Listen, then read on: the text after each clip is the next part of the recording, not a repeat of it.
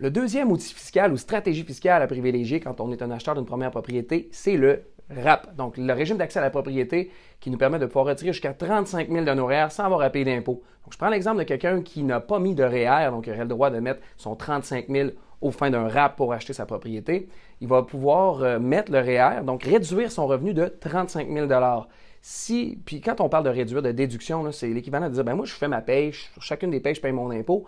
Si je mets 35 000 derrière, je vais dire au gouvernement, hey, j'ai fait 35 000 de moins, rembourse-moi l'impôt sur ce 35 000-là, ce qui peut donner des remboursements d'impôt jusqu'à environ 17 500 si on calcule un 50 %.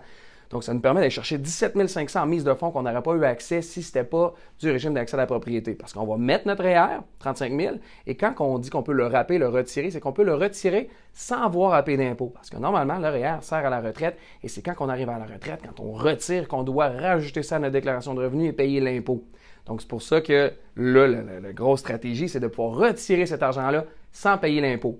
La seule chose que le gouvernement nous demande, c'est de réinvestir cet argent-là 2 ans après. À partir de la deuxième année après que j'ai acheté ma résidence, ma nouvelle résidence, donc comme premier acheteur, je vais devoir remettre 1/15 dans mon REER, donc réinvestir. Et ce n'est pas une dette. Il y en a qui vont penser que c'est un an. Non, non, je réinvestis pour ma retraite l'argent que j'ai retiré et je ne pourrai pas déduire puisque j'ai déjà déduit dans le passé. Donc, vous avez profité d'une déduction et d'un remboursement d'impôt déjà dans le passé parce que vous avez été l'acheteur d'une première propriété.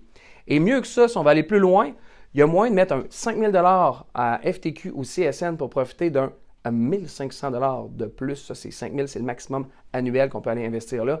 On peut profiter d'un 1 500 de plus parce que c'est un crédit d'impôt qu'on se fait donner par la CSN ou FTQ. Si on gagne environ moins de 115 000 c'est un montant qui est indexé. Donc, au-delà de ça, on perd le crédit d'impôt de 30 %.